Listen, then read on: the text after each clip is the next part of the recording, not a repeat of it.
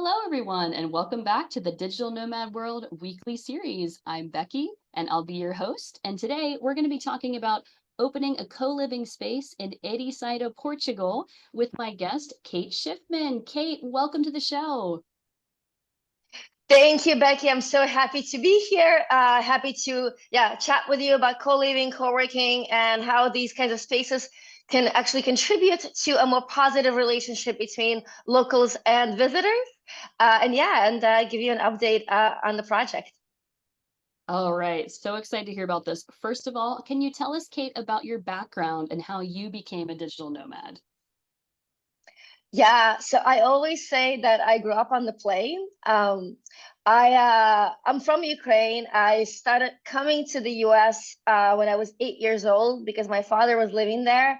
And so from 8 to 17, I essentially just went back and forth between the Ukraine and New York City twice a year, kind of staying like 2/3 of the year in Ukraine and about a third of the year in the United States. And so I think my digital nomad lifestyle, obviously not digital, but the nomadic lifestyle started to emerge around that time. So it became super normal for me to live between a couple of countries.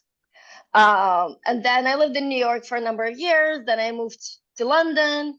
When I lived there, I co-founded a photo agency with my partner at the time, and so we kind of like I called us gypsies with cameras. We just like went all over the world supporting our photographers, and again, so very nomadic life. You know, we had a base with actually two cats in London, but the apartment was literally just for the cats.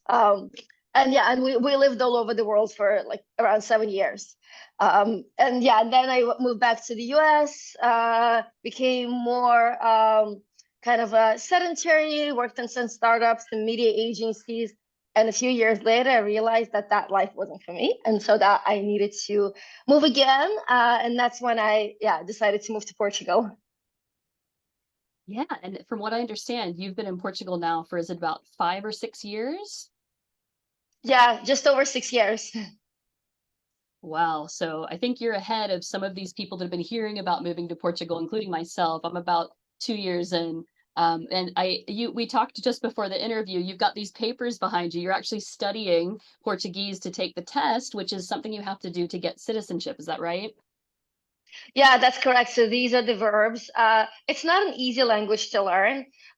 If you know French, it'll help you with the grammar, but it's a lot of just memorizing all kinds of verbs and different expressions and things like that.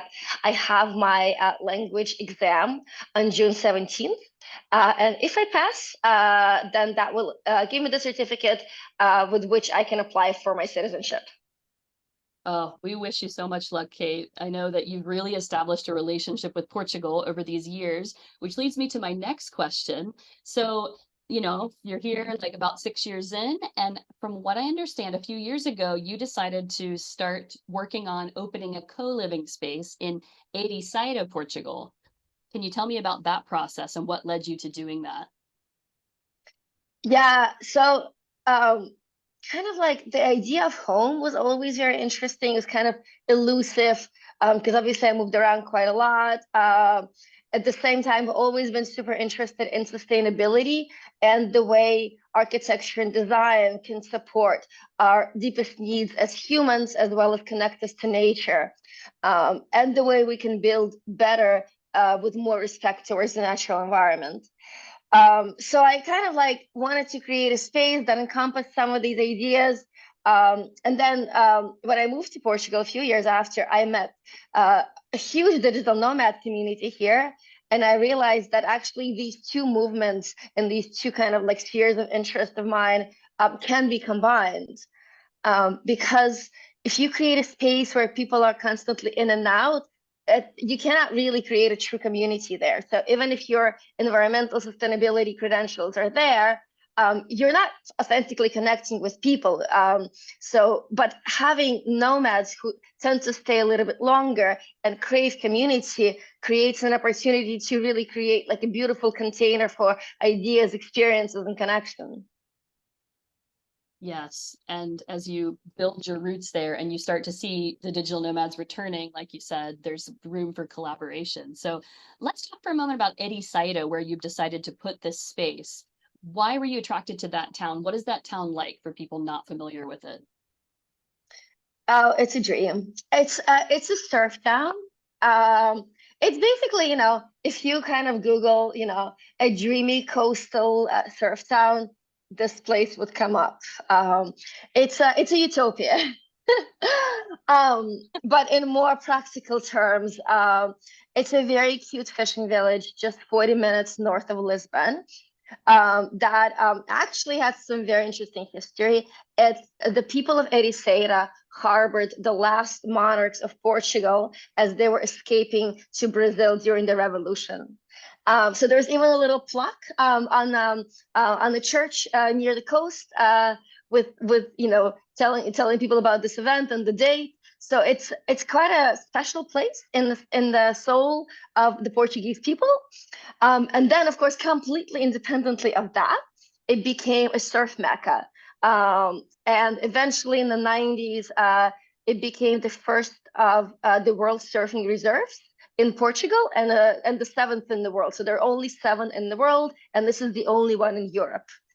And of course, after that, this little sleepy fishing village started to transition to a more kind of a niche, sceney, vibey surf spot, which, as happens with these kinds of places, eventually, more people find out, so they get bigger and bigger and kind of expand just beyond surf. So lots of interesting people have been coming here to stay, fall in love with the place, start businesses, make babies, like, yeah, this kind of, so it's a place where you come for like 3 days and stay for 3 years.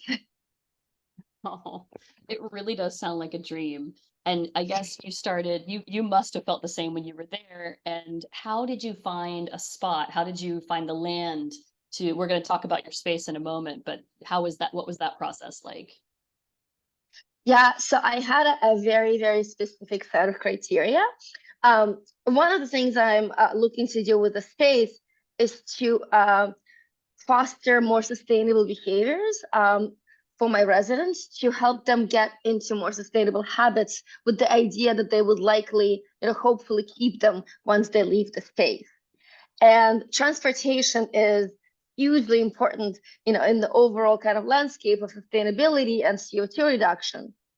So my goal was to find a plot of land that was walking distance from the bus station in Ericeira, which obviously left me with a very, very small diameter of places. So I was super lucky. 3 years ago, I was able to find a very nice, sunny piece of land just outside of Ericeira, but like a 10-minute walking distance from the bus station. And so that means that people don't need to rent a car to come here. They can come by bus. They can either walk or we pick them up. And then once they're in the place, they will have e-bikes to go around the village and the surrounding areas. We have amazing roads and the walkways and kind of bike lanes now built on either side of the coast for miles. So you can literally just take your e-bike, from the property to the seaside and just go like either north or south, for like a day long, little ride. Wow, that sounds amazing. So you have the land, and now let's talk about the space. And can you tell me what is the name of this place? Why did you choose that name, and what's it going to be like? Yeah, so the space is called AOMA, and it's coming from a Japanese concept called ma, which is literally translated as a space in between, meaning that this is a space and time we need in order to recharge, regenerate, growth. So it's the idea of a conscious pause of a negative space that we all need in order to thrive. I've been interested in kind of the intersection of design, philosophy, and mindfulness for quite some time.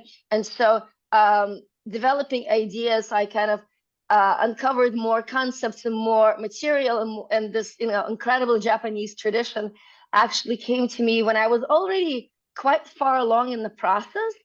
And when I read about it, I realized that I kind of unconsciously had been building the space with those principles already in mind.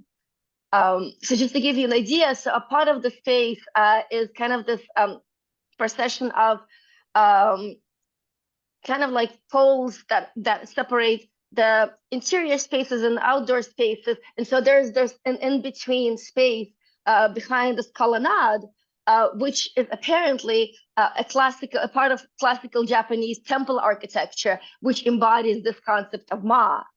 And so once I learned more about this concept, we, obviously worked a little bit more with the architects and design team to infuse even more of these elements into the space. I love that. And I'm sure even without words, people are going to feel that, even if they've never been to Japan.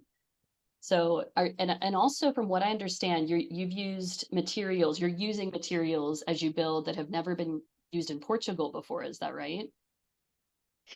Yeah, so as part of this, I call this a 360 eco-positive framework. And as part of that, it was very, very important for me to pay attention to the materials and how the material is derived and its impact, its ecological impact, environmental impact when it's being actually produced and when it's being, when you're building with it, and also the life cycle. So what happens to this material when, at the end of the life of the building. Just to give you an idea, so a typical commercial building in the US has a lifespan of 40 years. So 40 years is really not a lot. So they build these massively huge buildings of concrete, which is very environmentally intensive. And then 40 years later, they just demolish it, kind of leaving dirt and all the garbage and all of that. So I found a much more sustainable way to build. Obviously, I did not invent this. There's a material that's been quite, gaining some popularity in the last 10, 15 years in the northern parts of Europe, and lately also a little bit in the US. It's a wood compound, which is very energy efficient to actually create, uses pretty much no water in the process of making the material. And then when it's used on site to build buildings, it's essentially like Legos. It's a modular construction. So again, it uses very little power and no water, and emits minuscule amounts of CO2. So compared to a traditional concrete building, it is massively more efficient and environmentally friendly. It is the first time this material is being used in Portugal, which is a challenge. As you can imagine, there are only a handful of contractors that even know what this is or have experience building with wood in general, or were even interested in kind of learning about it. But the two people we're working with are very, very knowledgeable and very excited about the project, and very excited to be kind of the pioneers of building this in this country. So yeah, so that's kind of like, that's one part. This is the material, obviously, as part of this 360 eco-positive approach. We're also looking at all parts of the project, the building itself, the site, and kind of everything around it. We're using regenerative landscaping, so it's essentially plants that help other plants grow. We're going to be doing gray water and rainwater collection, obviously employing alternative energy sources. So everything kind of comes together in this circular way to make every aspect of the project just a little bit more sustainable. I love that. And are you planning to kind of inform the visitors who stay on all these things that are going on with the regenerative land and collecting the water? I think that would be great, so they know how sustainable you guys are being. And like you said, that they will take those practices, think about them, and carry them forward for the next place they go. Yeah, I want to find a way to make it informative and non-dogmatic. I don't want for this to be, kind of like that angry teacher with pointing the finger, So finding ways that are interesting, that are fun. Obviously, this information is going to be on the website. The website is almost ready. And it's beautiful. So if anyone wants to kind of find out more, definitely it's on the website, but I will have, we were playing with ideas of maybe using cute elements that people can pick up, and there could be like a line saying, hey, do you know about this and that, and they can scan a QR code, and learn the history of something, something that is playful, something that's more of a game for people to discover, rather than like, here's the perspective. Or like this huge poster, too much text and nobody looks at it. Yeah, exactly. Yeah, I want this to be in the way that people actually want to read, and don't feel that, and still have fun, don't feel that this is something that's being pushed on them. Yeah. Well, let's talk about the local community, because I know we started with that, and you want to make sure that this space is bringing in the locals, is helping the local community. How do you plan to do that with this space? Yeah, so a couple of different ways. A part of this approach of using e-bikes, and kind of like steering people away from renting cars, is also understanding how we could switch people from using, shopping in supermarkets to kind of leaving, giving their money to local businesses. So we're going to implement kind of like a produce design scheme where we'll create kind of like packages of produce for people from local farms that they can order online via the app and have that delivered. And then in terms of more kind of a social connection, I look at it as like concentric circles of connection. So the core is the resident, and then you have the Ericeira circle. So people who will come from non-residents who come to use the co-working space. So the co-working is quite large, and it's going to be open to non-residents. And obviously we'll be hosting community events and all kinds of activities that bring the local community, the expat and the local Portuguese community into the space, allowing for the residents to meet, collaborate, etc., hang out with the locals. That is so great. I love the idea of the concentric circles. So just to talk about practicalities here. So how many residents or how many people will be able to live in the co-living? And how many people do you think, what is the capacity for the co-working? Yeah, so the co-living, it's 7 guest bedrooms. Each one is en suite. They're quite large. In each one can be a couple, but they have one bed. So it's kind of like if you're not sleeping in the same bed, you wouldn't stay in the same room, kind of thing. And I thought about this a lot, but I think with the idea of Ma, I think it's really important to give people a chance to really reconnect with themselves. And for that, I think it's very important for people, people who are coming on their own, to have their own room and have plenty of opportunities to connect with others in the common areas. And then, of course, the building has a fitness center and a very large kitchen, like a double-sized kitchen for all the residents to be able to cook together, a living room, a library, a meditation greenhouse, and the swimming pool. Let's not forget the swimming pool and the co-working space. Yes, there is a swimming pool. It's probably going to be heated, just so we can use it also in the fall and winter. And yes, and the co-working space. And the co-working is large. It's on 2 levels. And as I mentioned, it's going to be open to non-residents. So we're thinking probably like around between 25 and 40 people at a time. It's quite large. The way I would like to set it up is to allow for different body positions throughout the day. So we'll have banquet seating and standard desks and standing desks and kind of more of a lounge situation, so that you could move around and actually, have your body moving and, have, a little bit more flexibility and dynamism to your day, even if you have to work, 8 hours. Yeah, Yeah, that reminds me, like, do you have any plans for like having yoga classes or some kind of stretching at any points of the day? I've seen that quite a bit with co-working spaces. Yeah, so we have obviously we have the fitness room, but also out in the garden there's a big platform that we'll use for yoga, Pilates, dance, and at night to screen movies. There's going to be like a place for a drop screen. Oh, I love that. So, do you have like for the people coming in for co-working, are you offering day rates or are you even offering a monthly membership? Because it's going to be interesting to see the interplay between the people coming in for co-working and the people in the co-living. Yeah, I think it's going to be all of the above, especially in the beginning, just to understand where the demand is, you know. Definitely monthly rates, absolutely. So if people want to come in monthly, that's great.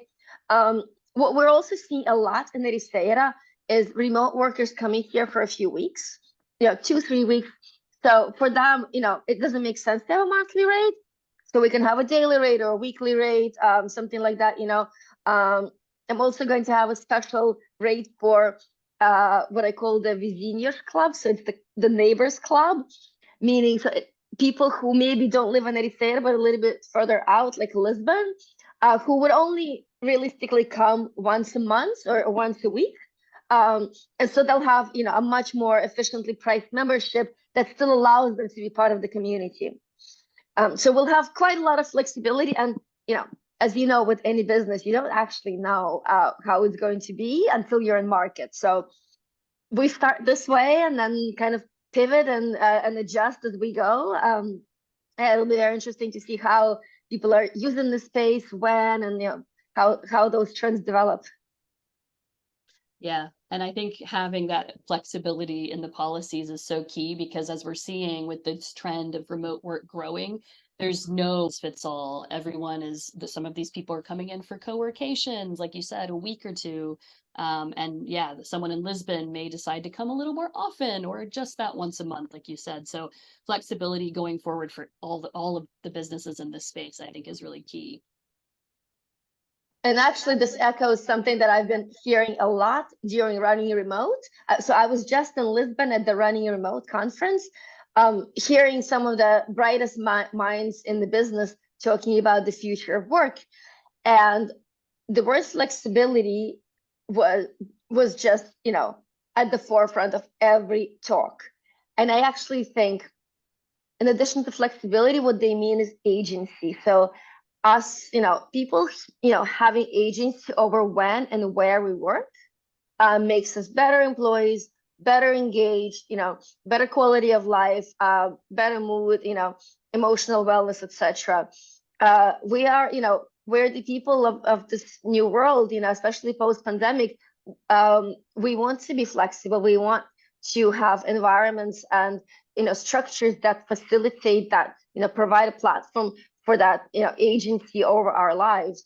And definitely flexibility is one of the most valuable aspects of this. So of course I want to allow that for my guests and make it as easy and comfortable for them to interact, to engage with the space. This brings something else to mind, which I haven't thought about and we haven't touched on yet, and that is families. So remote workers that have young children, maybe one child, maybe two.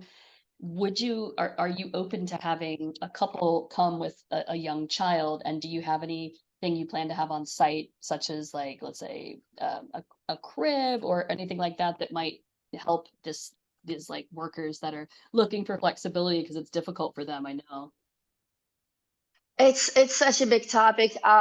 So this particular space, I don't think we'll be able to accommodate families just because of the typology of the rooms.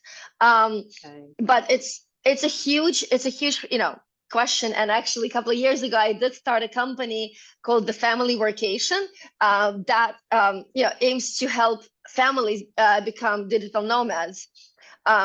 At the moment, you know, we have a couple of accommodation partners in Portugal. So if anyone's interested, they can go on thefamilyworkation.com and check out what we have there. We have an incredibly beautiful new hotel out in Porto with typologies of different size apartments that can accommodate families. Oh, that's great. I know it's going to be a bigger and bigger issue, and there will be plenty of companies, I would say specifically catering to people with families, also being remote. So I'm glad that you've mentioned this, and you've already, yes, you've already had some experience in that space. Well, Kate, It's I want to, it's very, very tricky. Yeah. Oh, sorry. Go ahead. Yeah. no, no, please go ahead. Please go ahead. It's very tricky. As you know, from our conversations over the last couple of years, solving for the various kind of aspects of families traveling together, and also having such a wide range of the different demographics. There are a few companies that are that are solving this for very specific niches now, and I think there's going to be a huge amount of development in the space. It's very interesting to see what's actually going to happen with that. But absolutely, a family, the family segment is huge for this lifestyle. I do have a question, a crazy question just came, like a thought came to my head. If a family, a group of remote workers with children, like let's say came to you and said, we want to book out your entire space for a month, we all have children, we're 7 families, let's say, would you be open to that? Would it work? Would your space work for that? We'd have to figure out the ages. Yeah, it would be quite tricky with the typology of the rooms because they're essentially all studios. So if the kids are comfortable sleeping together in one big room, yes, but then they have to be of similar ages. So for example, if you have a couple of toddlers and then like 9-year-olds, that doesn't really work, because obviously the schedules are very, very different. Look, everything's possible, right? If the situation were to arise, we would take a look at the topology and family composition and probably figure something out. So yeah, I mean, everything is possible. Yeah, the saddest thing I think, one thing I do love about Portugal is it's a really inclusive country, I think, with children. Like you'll see on the buses, people are really warm and friendly to families that come on compared to some things I've seen in other countries. But like you said, the reality is it's difficult to mix like people traveling with children and people who don't have children in one space. How do you do it? And like you said, there's different topologies for apartments. So it's definitely something that's going to happen more in the future, and we have to keep thinking about it. Yeah, absolutely. Well, Kate, I want to thank you so much for coming on today. Is there anything else that you would like to share with us that we haven't touched on? Um, no, not really. I think I may have, some more news about the space soon, which I will update you on. But other than that, no, it's been great and super happy to share the vision. And yeah, I talked to you a little bit about Ericeira. It's a beautiful place. I think people should definitely come check it out, regardless of the space. But the town itself is very, very beautiful, and obviously one of the best beaches in the world. I may be a little bit biased. Like you said, it's only 40 minutes from Lisbon, so it's really easy to access. If Yeah. people do want to follow you, Kate, or follow the progress of the space, where can they go? So my Instagram is katie.openworld. And the Instagram for the co-living is AOMA, AOMA .coliving. And the website is ioma.co. It should be up. Well, there's already one landing page up there, but the full website should be up in the next couple of weeks. So exciting. So excited for you, the space, and I wish you all the best with the project. Thank you. Thank you so much for having me on.